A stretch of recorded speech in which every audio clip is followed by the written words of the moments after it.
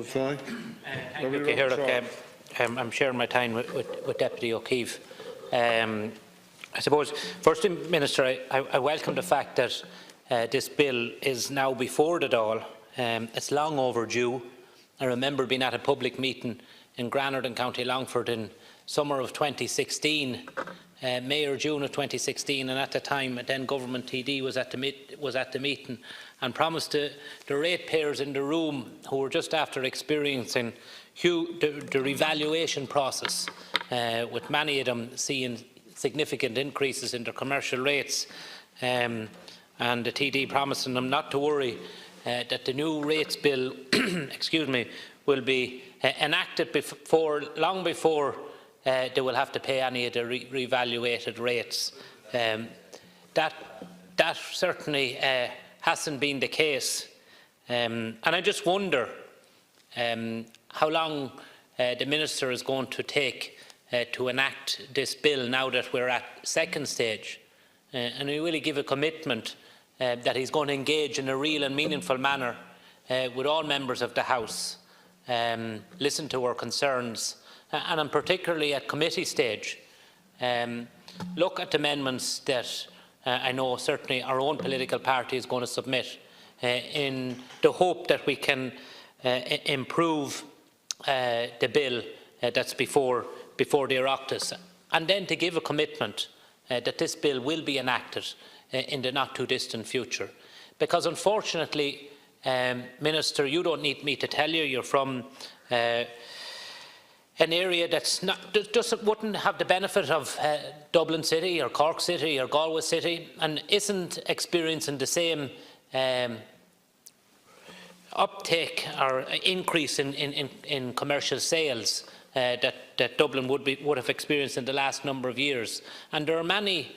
commercial outlets, and I'm thinking, and I'm speaking in particular to the retail sector, that quite simply can't afford to pay the commercial rates that's levied on them currently. And I know your bill alludes to the fact that if all commercial rates were to be paid on an annual basis, it would contribute approximately 1.3 billion to our local authorities, which is approximately about a third of the funding for local authorities. But yet still, every year, 300 million in the amount of commercial rates remained unpaid and uncollected. And there's a difference, I suppose, in unpaid and uncollected, because certainly there are a number of businesses out there that quite simply can't afford or pay their rates. The rates are exorbitant. They don't have the capacity, the turnover to pay their rates, and I think there needs to be greater helps and greater supports for those businesses, and then obviously for people who can afford to pay, who are willingly taking a conscious decision not to pay. Well, then we need to proactively go after those ratepayers and ensure that their rates are collected in order to ensure fairness and equity across the board. Ultimately, commercial rates is a tax on business, Minister,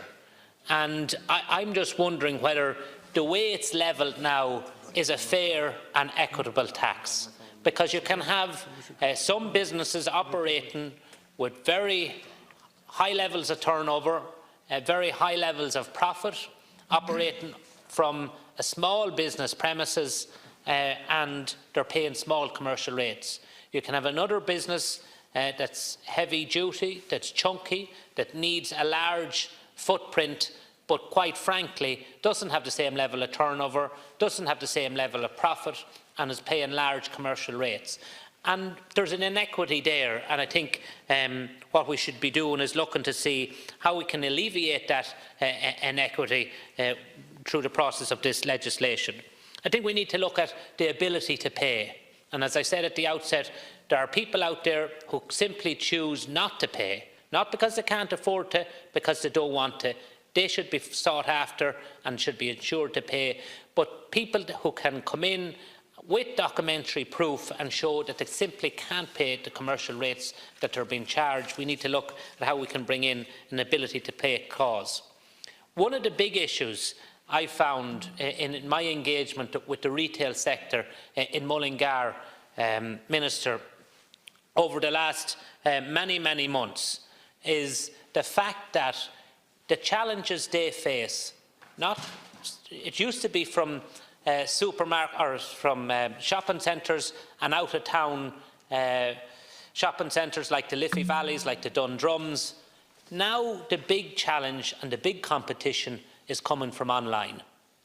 and they don't have the same cost base,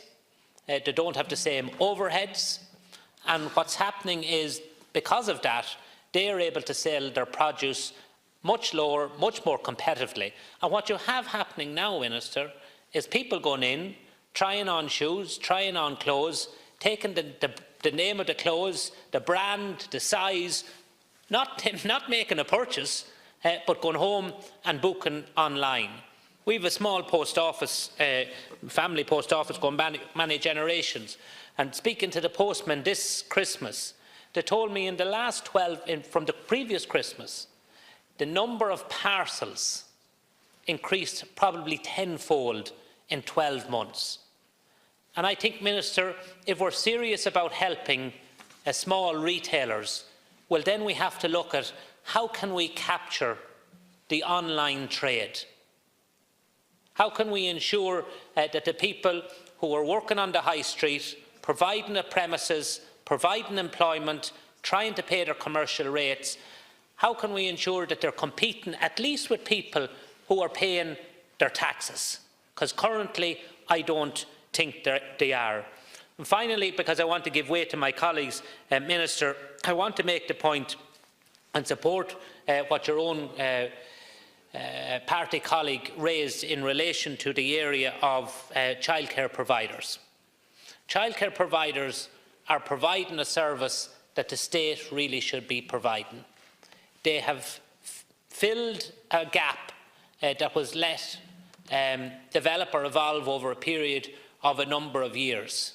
My understanding from my previous days as my party spokesperson for children is community childcare facilities are exempt for commercial rates, private childcare facilities are not exempt for commercial rates, and that may differ from county to county. And I suppose the fact that you have a difference in terms of how commercial rates are applied from county to county further signifies the urgent need to reform how commercial rates are charged. But just to say that there are many commercial childcare providers who are providing the same schemes and same of the free preschool year, or now is extended to the 30 or to 24 months, that's providing all the schemes that are being provided, but yet still they have an additional overhead in terms of commercial rates. And as Deputy Farrell has said, that overhead of commercial rates is not being absorbed by the provider, it's been passed off and passed on to the parents of those children who are using the service, and ultimately is driving up the high cost of childcare, which is already exorbitant. Minister, as I said at the outset, I welcome the fact that at long last we have this bill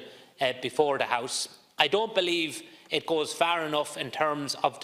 addressing the deficiencies and the inequities that currently exist within the commercial rate structure. I don't believe it goes